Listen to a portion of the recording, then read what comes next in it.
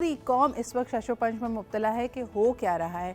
We have made a joke of ourselves, क्योंकि एक ऐसा मुल्क जो कि जमहूरी अख्तार की पासदारी करता है, यकीन रखता है, जिसने बहुत सारी कुर्बानियाँ दी हैं, हमारे सियासी हलकों ने और हमारे समाजी हलकों ने जमहूरी निज़ाम ना होने के लिए बहुत बड़ी कुर्बानियाँ दी हैं।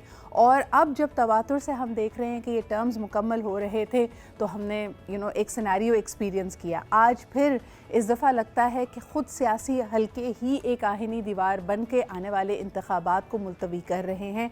इसकी कई वजूहात है जिस पर हम रोज़ाना बात करते हैं कि शायद उनको लगता है कि अभी वो मकबूलियत का मकाम नहीं है, बहुत ज़्यादा मुश्किल फ़ैसले उनको करने पड़े हैं। लेकिन जिस तरह इस वक्त तनाव की सूरत हाल है मुख्तलिफ़ इंस्टीट्यूशंस के बीच में, जो ताबड़तोड़ हमले तनकीद के किए जा रहे हैं, जो ज़बान और जो अल्फाज इस्तेमाल किए जा रहे हैं, और ख़ास तौर पर अगर आप मीडिया सर्कल्स में भी देखें कि जिस तरह हम पोलराइज्ड और बटे हुए नज़र आ रहे हैं, शायद ही इसकी कोई मिसाल पाकिस्तान में मिलती हो।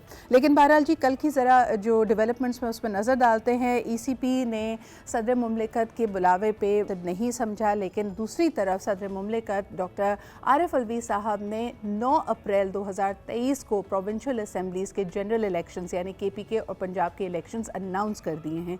इस पर भी इस वक्त काफ़ी तनाव की सूरत हाल है। दूसरी तरफ हम देखते हैं कि खान साहब की पेशी हुई लाहौर हाई कोर्ट में, और ये भी अपने आप में एक बड़ा दिलचस्प मंजर था कि हज़ारों की तादाद में उनके जो हिमायती थे वहाँ पे मौजूद थे, कारकुनान मौजूद थे। विजुअल्स अगर हम दिखा सकें, खान साहब लाहौर हाई कोर्ट पहुँचे और तकरीबन घंटे भर तक यही इस्तदा रही कि शायद उनकी पेशी को उनकी गाड़ी में ही एक तरह से एक्सेप्ट कर लिया जाए, लेकिन ये ना हो सका। और उसके बाद तकरीबन घंटे डेढ़ के इंतज़ार के बाद हमने देखा कि खान साहब अपनी गाड़ी से निकले और लाहौर हाई कोर्ट की तरफ बढ़े। He did not take help of any wheelchair या किसी किस्म का उन्होंने सहारा नहीं लिया।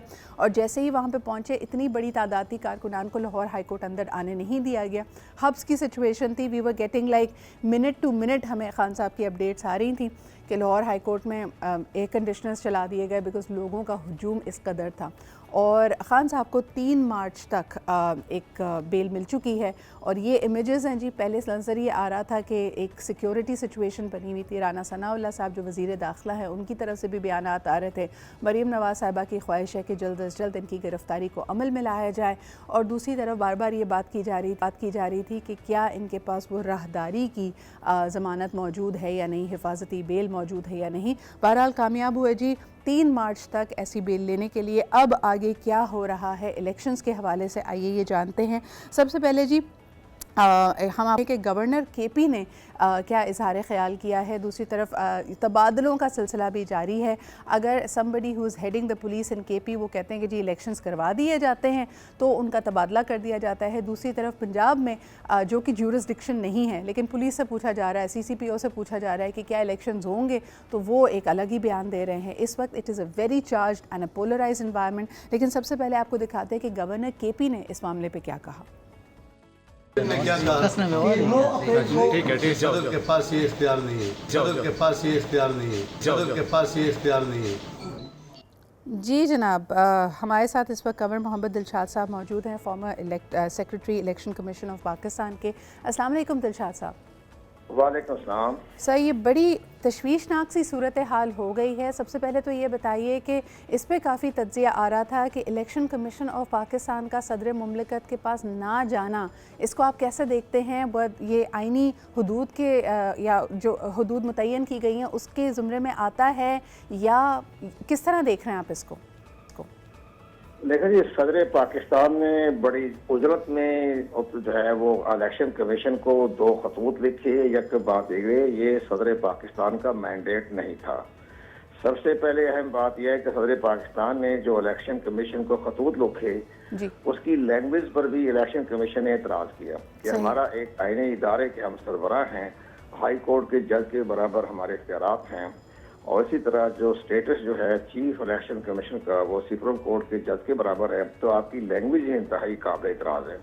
अब सदर पाकिस्तान को महसूस करना चाहिए, वो हेड ऑफ द स्टेट हैं, तमाम आईनी इदारों के सरपरस्त आला हैं, तो उनकी महतायत तो नहीं है ना तमाम आईनी इदारे जो हैं, तो उस पर इलेक्शन कमीशन के एतराज़ात थे। नंबर 2, जहाँ तक इलेक्शन का ताल्लुक है तो मेरी दानिश में तो सदर पाकिस्तान को जो मशावरत करनी चाहिए थी वो आर्टिकल 105 के तहत उन्होंने गवर्नर दोनों को बुलाना चाहिए था, और दोनों गवर्नर को बुला के कहते हैं कि आर्टिकल 105 में आपने इलेक्शन की डेट देनी है, तो आप क्या सोच रहे हैं?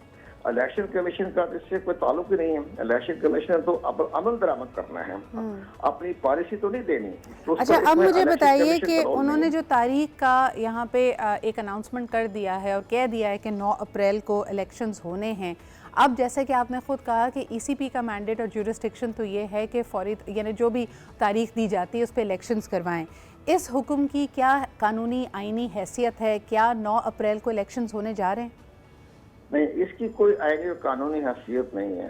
सदर पाकिस्तान को एहसास होना चाहिए था कि आइन का आर्टिकल 48 उसमें लिखा हुआ है कि सदर पाकिस्तान डेट देंगे नेशनल असेंबली। इसी तरह आइन का आर्टिकल 224 उसमें भी नेशनल असेंबली का जिक्र है, आर्टिकल 224A उसमें भी नेशनल असेंबली का जिक्र है। इसी तरह जो सदर पाकिस्तान ने जो सेक्शन 57 का हवाला दिया है, जो इलेक्शन एक्ट का हिस्सा है, उसमें भी कौमी असेंबली लिखा हुआ है। सही। उसमें सूबाई असेंबली नहीं है। सूबाई असेंबली के सारे दौर इख्तियार जो है 18वीं अमेंडमेंट के बाद वो गवर्नर को तकवीज कर दिए गए हैं। तो गवर्नर को आर्टिकल 105 जो है ये 18वीं अमेंडमेंट की पैदावार है। तो उसमें 18वीं अमेंडमेंट से पहले प्रेसिडेंट की पास पावर थी, वो इलेक्शन की डेट देने की इख्तियार रखते थे, लेकिन 18वीं अमेंडमेंट के बाद जो सूबाई मुख्तारी लेकिन इसका जवाब कैसे देगी? आईनी आपने बिल्कुल सही बजाया और इस वक्त एक कानूनी पेचीदगी हमारे सामने है, लेकिन ये जो डेट कल अनाउंस हो गई है, अब इसका जवाब देना किस पे बनता है? क्या गवर्नर्स इसका जवाब देंगे? ईसीपी को इसका जवाब देना पड़ेगा? हुकूमत को इसका जवाब देना पड़ेगा? प्राइम मिनिस्टर ऑफिस से जवाब आएगा? होगा क्या अब? इस पर आज इलेक्शन कमीशन का बड़ा अहम इजलास हो रहा है, जबकि हमारे दानत में या हमारे इतला के मुताबिक इसको इलेक्शन कमीशन पाकिस्तान यही कहेगा कि जनाब ये मैंडेट आपका भी नहीं है, हमारा भी मैंडेट नहीं है, ये मैंडेट गवर्नर का है। सही। इसका ये वो जवाब भिजवा देंगे ऑनरेबल प्रेसिडेंट साहब को, और उसी पर इलेक्शन कमीशन स्टैंड लेगा कि जनाब तो आपने तो आर्टिकल 105 की खिलाफवर्जी कर दी। सर, मुझे लगता है कि ECP in the coming days is going to get into a lot of hot water, क्योंकि आप बिल्कुल सही फरमा रहे हैं, आईनी जो इक़दार हैं और जो दायरे हैं वो तो बिल्कुल वाज़े हैं, लेकिन सबसे बढ़कर मुझे ये बताइए कि जब ये वोट ऑफ नो कॉन्फिडेंस हुआ था तब भी ईसीपी ने कुछ चीज़ों की तरफ इशारा किया था, डीलिमिटेशंस की तरफ इशारा किया था, फिर कुछ पीडीएम की जमातों का मुतालबा है कि ये डीलिमिटेशन के साथ साथ सेंसस करवाए जाएँ। तो अब तो हम उस पॉइंट पे आ गए हैं कि ये जो आईनी मुद्दत है इस पार्लियामेंट की, इस कैबिनेट की, वो मुकम्मल होने वाली है। तो फिर अब अगला स्टेप क्या होगा कि चलें 9 अप्रैल को अगर इलेक्शंस नहीं होते, एक मंतकी ओवरऑल सिचुएशन, सूरत हाल क्या उभर कर सामने आ रही है? पाकिस्तान में इलेक्शंस कब होंगे? ये बहुत अच्छा सवाल आपने किया है, बड़ा इंटेलेक्चुअल सवाल है आपका। उसमें बात ये है कि हमारा जो आर्टिकल 51 जो है उस पर भी उन्होंने लिखा हुआ है कि जब मर्दमशुमारी शुरू हो जाए तो मर्दमशुमारी आने के बाद उसका एक हातमी गजट नोटिफिकेशन किया जाएगा, उस हातमी गजट नोटिफिकेशन के बाद डिलिमिटेशन की जाएगी। आप ये इत्तेफाक से देखें, ये अपने इमरान खान साहब के दौरे हुकूमत में ही ये मर्दमशुमारी का सिलसिला शुरू हो गया था, और इमरान खान साहब ने ही उस पर दस्तखत किए हुए हैं, चारों वज़ीर-ए-आला के दस्तखत हैं। सही। तो ये उन्होंने कहा था कि हम मर्दमशुमारी करवाएंगे, उसकी रोशनी में नई हल्का बंदी होगी, लेकिन बीच में तहरीक अदम एतमाद आ गई। लेकिन आइन का आर्टिकल 51 में ये लिखा है कि जब मर्दमशुमारी का सिलसिला शुरू हो जाए तो उसके हतमी रिजल्ट आने के बाद डिलिमिटेशन करवाए तब इलेक्शन करवाए। तो यहाँ भी एक कंट्रोवर्सी पैदा हो गया। अब अगर ये पुरानी हल्का बंदी पे करवाते हैं तो इसका सारा दारोमदार सुप्रीम कोर्ट पाकिस्तान के पास है। सही। सुप्रीम कोर्ट पाकिस्तान जो है जब आर्टिकल 184(3) के तहत अगर एक्शन लेंगे तो उसमें वो तमाम सूरत हाल बयान कर दें, कहेंगे जी पुरानी हल्का बंदी पे आप इंतखाब करवा दें, वो ठीक है 2017 में हल्का बंदा हुई और 2018 अगर पुरानी हल्का बंदियों पे कराएंगे तो किसी ना किसी जमात का इस पे एतराज आएगा कि जी ये गेम फिक्स हुआ था। ये बिल्कुल दुरुस्त कहा आपने। ये एमक्यू इस हल्का इसको मानती ही नहीं, ना हल्का बंदी को मानती है, ना मर्दमशुमारी को मानती है। तो ये बड़ा कंट्रोवर्शियल मामला हैं, इसको हल करने के लिए वक्त है काफी। इलेक्शन कमीशन ने ये कहा है कि हमें अगर 30 अप्रैल को हतमी रिजल्ट आ जाता है मरदमशुमारी का, हम 3 महीने में हल्का बंदी करवा सर देंगे। मसला ये भी है जहाँ पे एसीपी मुझे लगता है कि बैकफुट पे जाती है कि अभी आपको डिफेंसिव होके जो कल की सूरत हाल हुई है, कल की जो डेट सदर मुमलिकत की तरफ से अनाउंस हुई है उसका जवाब देना पड़ेगा। लेकिन ये जो मसाइल हैं इसका रोड मैप उभर के नहीं आ रहा। We are going into further delays. ECP को डिफेंसिव में जाके इनके पहले जवाब तलबी की जाती है, लेकिन एक ओवर आर्चिंग कोई ना एपीसी कॉल हो रही है, कोई कंसेंसस पॉलिटिकल जमातों के बीच में नहीं है। अब दोबारा हम स्ट्रीट एजिटेशन की तरफ जा रहे हैं क्योंकि कई जमातों ने अब महंगाई के खिलाफ प्रोटेस्ट का ऐलान कर दिया है। तो ये हम किस तरफ को जा रहे हैं आपके ख्याल में? ये हम इंतखाबी अमल की तरफ तो हम नहीं जा रहे। मुल्क के अंदर जिस तरह मुहाजराई पैदा हो रही है, जिस सूरत हाल पैदा हो रही है, इन हालात में इलेक्शन को शफाफियत का तो सवाल ही नहीं पैदा होता। प्रेशराइज है, हंगामा राई है, इसके बाद तमाम सियासी जमातों में इस कदर आपस में कशमकश है। तो अब इसके अंदर कि वो जब इंतखाबात करवाएंगे तो जीतने वाली पार्टी तो कामयाब कहेगी, जो हारने वाली उसको तस्लीम नहीं करेगी। अब 60 अरब रुपये आपका खर्च भी हो जाएगा, वक्त भी, एनर्जी भी ज़ाया हो जाएगी और उसको रिजल्ट को तस्लीम नहीं किया जाएगा। बिल्कुल सही दिलशाद साहब, अब आपकी not as your role with the ECP, लेकिन आपकी पॉलिटिकल दानिश के हवाले से मैं एक सवाल करना चाहूँगी कि पीटीआई का ये मानना है कि ये माइनस इमरान खान फार्मूले की तरफ ये मौजूदा हुकूमत और सेटअप जा रहा है। वो कहते हैं तब तक इलेक्शंस नहीं होंगे जब तक खान साहब को किसी ना किसी दाव पेच लड़ा कर ना अहल ना कर दिया जाए। आप इसमें कितना वजन देखते हैं?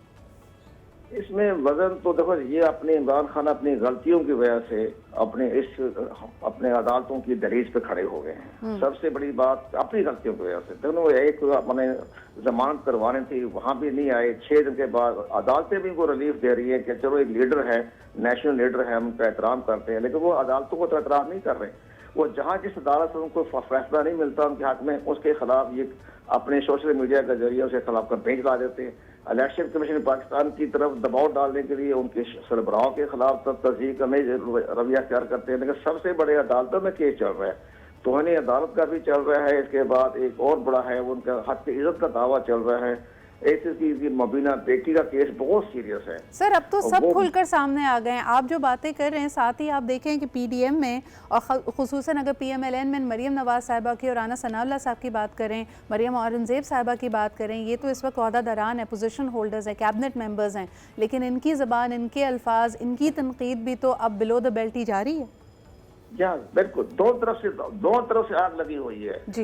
दोनों तरफ से जो है मुहाजराई चली है। एक ग्रुप ने सपोर्ट नहीं कर रहा, नहीं किसी का सपोर्ट नहीं कर रहा है। दोनों तरफ से आग लगी हुई है। ये मुल्क के मफाद में नहीं है। इस लिहाज से सुप्रीम कोर्ट को फैसला करे तो वो कह रहे जी एक दिन इलेक्शन करवाने का हुक्म जारी कर दें। सर लेकिन आपको नहीं लगता है इससे सुप्रीम कोर्ट और पाकिस्तान की अदलिया एक दफ़ा फिर सियासी तौर पर मुतनाज़ा हो जाएगी? अभी आप ऑलरेडी देख रहे हैं कि मरियम नवाज साहिबा का इस पर बयान आता है कि ये इमरानी अदालत है और इनको बार बार रिलीफ दिया जा रहा है, तो ये तो और मुश्किलात पैदा करेगा। लेकिन सुप्रीम कोर्ट का एहतराम है। जो हमारी जो लोअर कोर्ट्स है या हाई कोर्ट्स है उनके बारे में तो कुछ तरह की खबरें आ रही हैं, लेकिन हमारी सुप्रीम कोर्ट को भी जरा एहतियात करना चाहिए। देखिए 2 रुकनी बेंच था, एक पुलिस का एसपी के ट्रांसफर के हवाले से चीफ इलेक्शन कमीशन को बुला के जिस अंदाज से उनका मर्तबे का ख्याल नहीं रखा गया, ये भी दुरुस्त नहीं था। उस ज्वाइंट सेक्रेटरी को बुला लेते, सेक्रेटरी इलेक्शन कमीशन को बुला लेते, चीफ इलेक्शन कमीशन को बुला के वो सवाल जवाब कर रहे हैं, तो ये भी तो जरा एहतियात करें। बिल्कुल सही दिलशाद साहब, इस वक्त आपने बिल्कुल सही कहा कि महाजराई की ये सूरत हाल है कि किसी भी इदारे और किसी भी पोजीशन का, किसी भी डेजिग्नेशन का वकार ऐसा लग रहा है कि सुप्रीम नहीं है। हम हर एक की तहज़ीक कर रहे हैं, हर एक को बैक फुट पे डाल रहे हैं, मॉरल हाई ग्राउंड हर इदारे का खोता चला जा रहा है और ये ओवरऑल रियासत की तनज़्ज़ुली की तरफ हमें लेके जा रहा है। बहुत बहुत शुक्रिया हमारे साथ मौजूद होने के लिए। उम्मीद ये है कि कोई एक ओवर आर्चिंग पोजीशन को देखे। द चैलेंज फॉर लीडरशिप, ये इस वक्त एक कायदाना सलाहियत का सबसे बड़ा इम्तिहान है कि somebody has to rise above petty politics. हो सकता है जैसे शहबाज शरीफ साहब बार बार कहते हैं कि इस वक्त सियासत का नुकसान करके रियासत को बचाना पड़ेगा, लेकिन इसके लिए जो बड़ा दिल और एक तरह से एक विजन चाहिए होता है। लेट्स सी कि इसका मुजाहरा कौन करता है।